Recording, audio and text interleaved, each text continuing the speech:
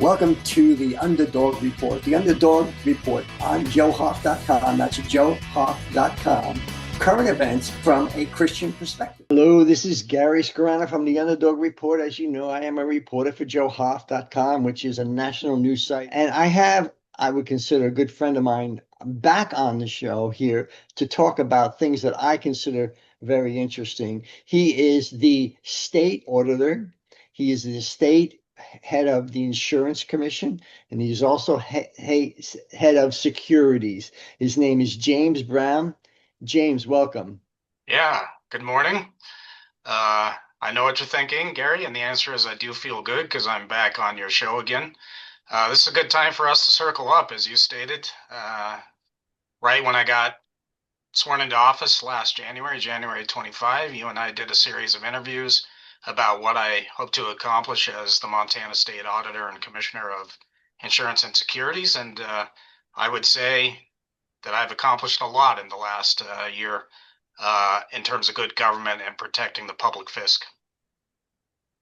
You've been killing it, James.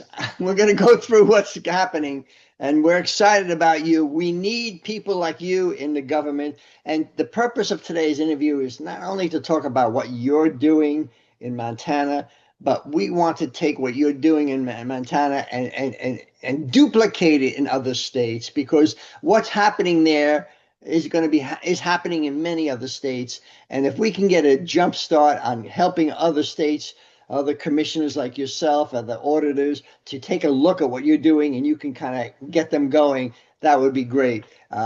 We want them to contact you. Give them your website. Yeah, so for those interested in what we've been doing here in Montana to root out fraud and to prosecute bad guys, you can go to our website at csimt.gov, csimt.gov, and that will provide you all the information you need to know about my work and what we do to protect the citizens of Montana. Yeah, I'm going to show everybody your website right here so that everybody can see it. And if you want to get in touch with him, get in touch with him there. And he's willing to help any other state with the issues we're talking about: securities, legal, insurance, legislation. But we got a couple of specific things we're going to talk about today. And I'm excited to talk about them. And you are on Glenn Beck's website. You were interviewed by him. You got, I think, was it 6 million hits on your interview? What was it? Yeah, about 9 million actually. 9 million hits. So you were interviewed by Glenn Beck, which is huge. And by the way, we got to get you more interviews about Obamacare. Let's talk about what's going on with Obamacare, because here you can see you exposed, let's call it $55 million of Obamacare for it. Now, I know Montana is a big state, but in terms of population, it's not. I would imagine that this type of fraud in other states like Texas, New York, California would be many times larger. Would you agree with that? Oh, 100%. In fact, in Arizona, fraud that was being committed on their Medicaid program, what I identified, as you stated, was fraud being committed on the Obamacare program in Montana. In Arizona, they identified 125 million in fraud that was being committed against their Medicaid program. And what they did was pretty interesting. I don't want to get to it in too much detail, but they figured out this way to take people across state lines. Once they did that, they were able to just bill for services that were never even done, never even completed. Is that true? Yeah, so that they that you're referring to is the fraudsters that were committing fraud against Montana's insurance companies. And so the scheme worked essentially this way. Native Americans have a special privilege under Obamacare where they can sign up for any time for an Obamacare plan. They don't have to wait for the open enrollment period. And the controls for signing up, like the proof requirements, are lesser for Native Americans as well. And so fraudsters in Arizona and Southern California had figured this out. So what they did was they targeted Native Americans on Native American reservations in Montana as the intended victims for this to fraudulently bill. They would literally send recruiters up to Montana to recruit on Native American reservations. They would look for vulnerable Native Americans. And by vulnerable, I mean those that needed drug and alcohol treatment and really did, right? They're the most vulnerable people who actually needed treatment. And then what they would do is that the inducement was is that they would promised to fly them to Southern California or Arizona and to have them stay at a treatment center that was a beautiful treatment center and a beautiful location, and they could get free drug and alcohol treatment. Under Obamacare, the treatment is the providers get $9,000 a day per person for 90 days. So you can see how this starts to add up fast. But what we found out once we caught on to this was is that they were transporting these people across state lines, which is human trafficking, of course, but they were not providing them the actual care that they promised. And in many instances, they literally just dumped them out on the streets in LA and provided no care at all.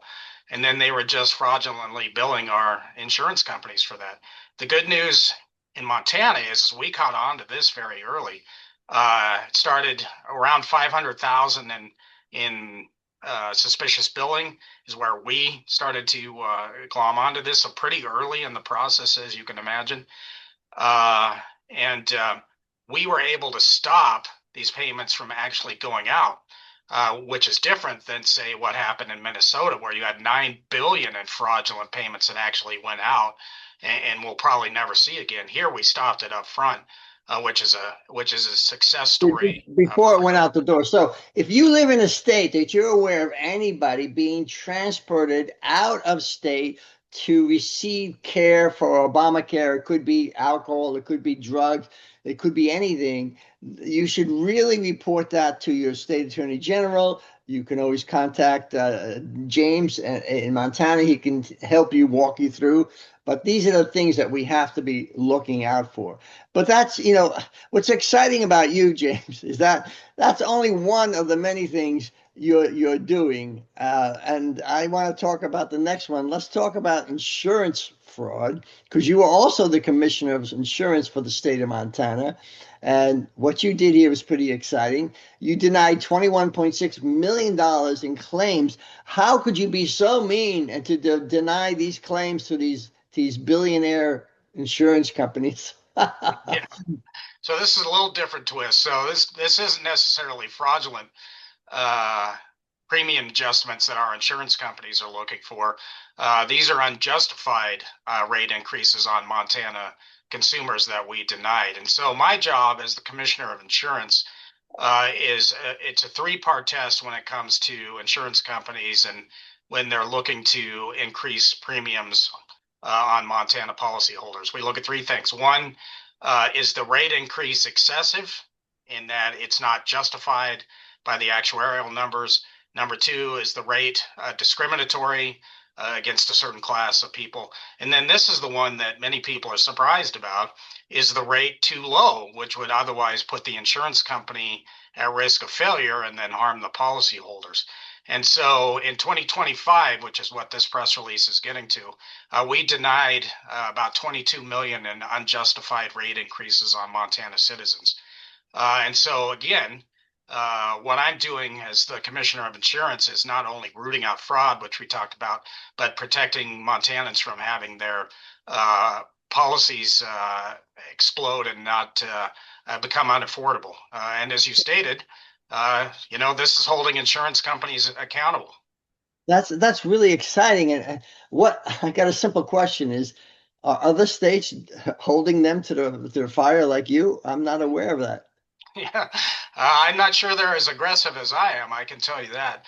I made a promise when I ran for this office. So I'm elected in Montana, which is unusual, by the way, among the insurance commissioners of the 50 states. Most of them are appointed by their governors. And so they answer, those appointed ones answer to their governor, not directly to the people of the state. I answer directly to the people of the state. I think it's a better system because what I'm doing is focusing on protecting the consumer, not trying to please some kind of insurance company or donor to maybe a governor's reelection campaign. All right, this is exciting. That's we've got two down. You've been busy. Let's go to the next thing, which is cryptocurrency. Everybody's talking about crypto, but there's a lot of fraud. There's a lot of fraudsters out there. What did you do here? Yeah, this is remarkable. The FBI just released a report estimating that in 2025, American citizens were subject to 333 million in fraud through these Bitcoin ATM machines that have been sprouting up all over the place, including Montana. I'm going to be honest with you. I really had not ever noticed these Bitcoin ATM machines in the convenience stores or supermarkets until I became the insurance commissioner. But now I see them everywhere. Again, the FBI estimates, and this is what your viewers need to know. They estimate that 80% of all transactions that go through these Bitcoin ATM machines are fraudulent. I mean, think about that. So we're doing two things to combat this in Montana. First of all, we are educating the public not to use these Bitcoin ATMs because they're the source for fraud. The second thing is we're talking to the business owners that actually house these Bitcoin ATMs in their businesses to let them know that the machines are being used for fraudulent purposes and they're at risk, of course, for being involved in a conspiracy to commit fraud. So there might be criminal liability. What's really interesting when you extrapolate the Bitcoin ATM, which of course is tied to the digital currency debate that's going on in Congress, is the number one source of fraud against Montanans right now, which is different than even 2 years ago, is digital currency fraud. It's unbelievable. It's just exploding in Montana. Uh, right now, I have the authority as the securities commissioner to go after the fraudsters that put these machines out and try to rip people off in the digital currency space. But in Congress, they're considering several bills that would preempt state authority, my individual state authority to prosecute bad actors in the digital currency space and make it wholly federally regulated. Now, That, uh, that, that's this article here, right? yeah, that's right. And So so what uh, this is in what this is in a nutshell is this federal legislation that's going through um, is going to limit the ability for the smaller people to get claims. Is that the right way of putting it? that's absolutely right. And the way that that would be done is that, as we know from working with our federal partners right now, which I do as a criminal justice agency in Montana and trying to prosecute people that commit this kind of fraud, the feds are not interested in prosecuting actors that have committed fraud below, say, 15 or 20 million. It's just not worth their time, and so they defer to us as the state prosecutor to prosecute these guys. But my concern is, and I communicated this to Montana's congressional delegation and to members of Congress, is these federal bills would preempt my law enforcement authority to prosecute these bad actors. And so, in many ways, the concern is that what Congress is doing is a boon to the big guys that engage in this digital currency space, and bad for the little guys that may be the victim of fraud. So if you're a victim of Florida, $14 million, you're small potatoes, and you won't be protected by if this bill goes through. Is that saying it too strongly? No, I think that's right. That's my concern. Wow, that's really scary. So this is only going to protect the big people, and it's going to hurt the little ones, which would mean that all these fraudsters are going to start concentrating on the little guys because they know that there's no risk to them. That's terrible. Is there a specific bill number yet, or are they just discussing this? Well, no, no, this is making it down the legislative path pretty quickly, although it's kind of stalled lately. I don't have the bill number, but it's the Genesis Act in Congress is what people should be looking at. We'll look at that, right? Next, well, you've been busy. I love it. God bless you, James, because you're looking out for the American people. And I know you're doing a great job. You have plans for the future. I'd love to hear what they are. But here, Blue Shield and Blue Cross was a gigantic data breach. How many records were uncovered during this breach? Yeah, this is remarkable, Gary. So there's 1.1 million citizens in Montana, which might be a surprise to some of your listeners here at how small we are in population state. But we had a data breach in Montana that compromised the records of 480,000 Montanans. So one third of the state's population's records were compromised, and their personal information is now in the hands of bad guys. And We are doing all their medical presently all their medical information, everything. everything, Wow. everything.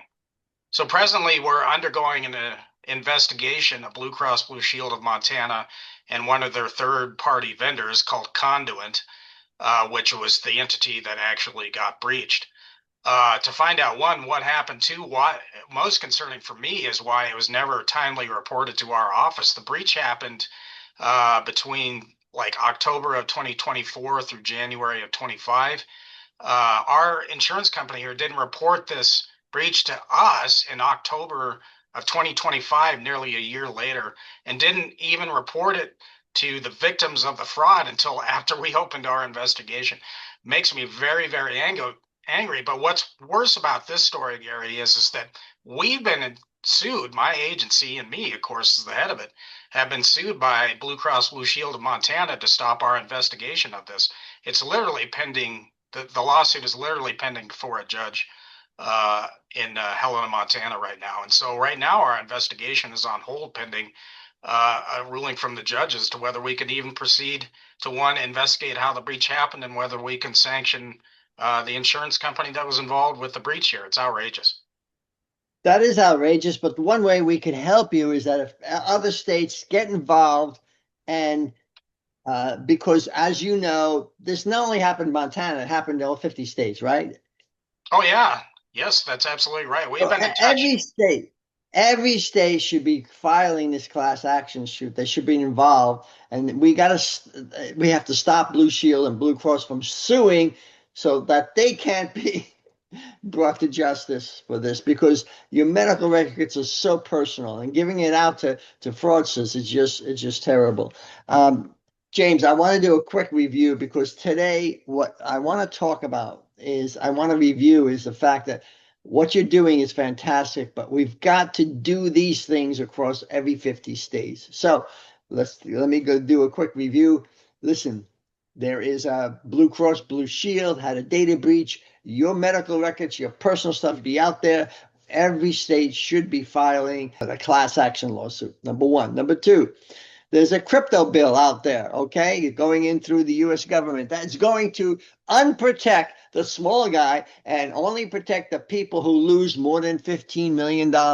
I feel sorry for the guy that loses $14 million and the US government says, you're small potatoes, we're not going to protect you. That's ridiculous. That's what this bill is doing. It's called the Genesis bill, I believe you called it. It's very important that we do not get that passed.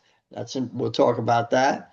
Also, if you are in a state, you start seeing these Bitcoin ATMs, run, run.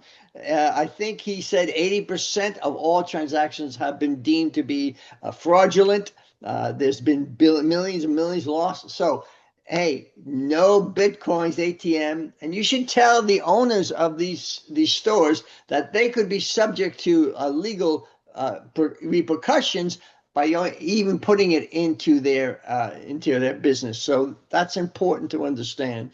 Okay. Also, so you've been so busy.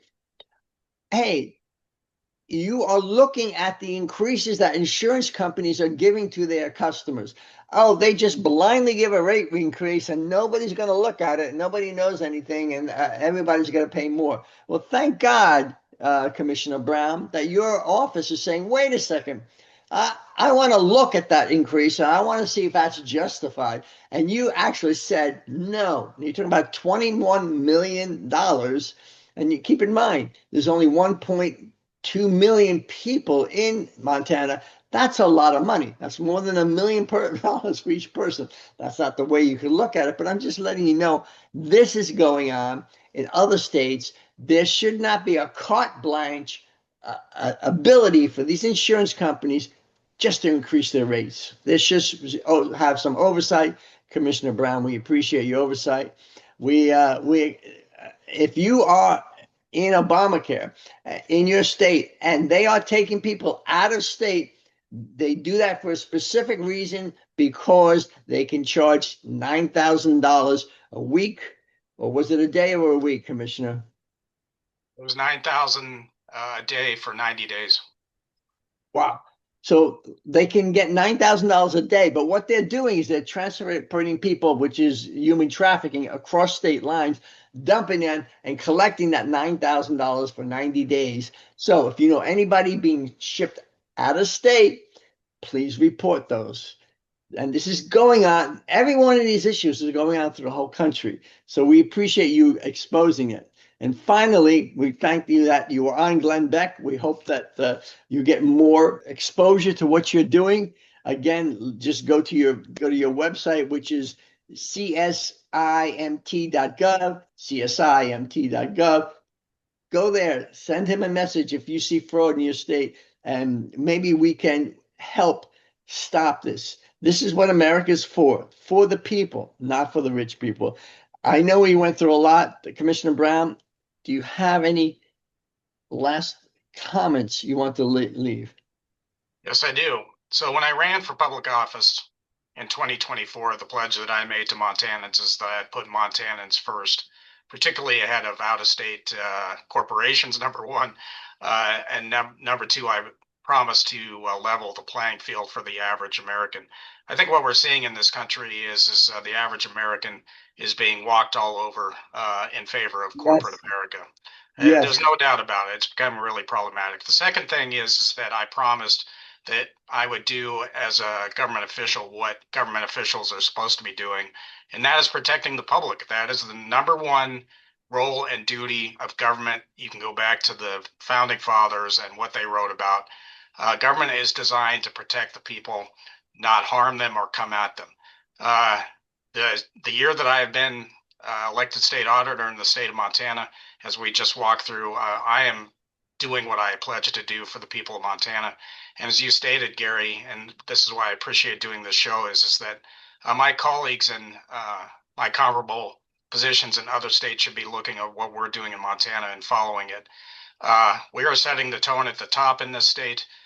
We have zero tolerance for fraud, bribery, or corruption. And we're adopting and enforcing strict codes of conduct for our staff in terms of conflicts of interest. And I'm holding myself up to the highest standards as well, as every elected official should do.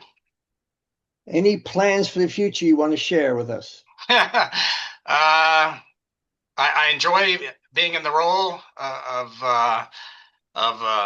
law enforcement, and so maybe in the future, a few years, I'd look at running for Attorney General for the state of Montana, but that is a bit off, a ways off. That's only 2 years off. Isn't that 2028? Yeah, it's not that far, but it's far enough. I'll just continue focusing on this job for now. We have to make sure that Soros funds you. We have to get him to fund you, okay? Yeah, no, we want the opposite. We want the opposite. If we can help you in any way, God bless you. James Brown, Commissioner of Insurance, Commissioner of the Auditing, and Commissioner of Securities. You've got a lot on your table, but you've been very successful. These are the things that other states should be doing. Thank you for joining us, and God bless you.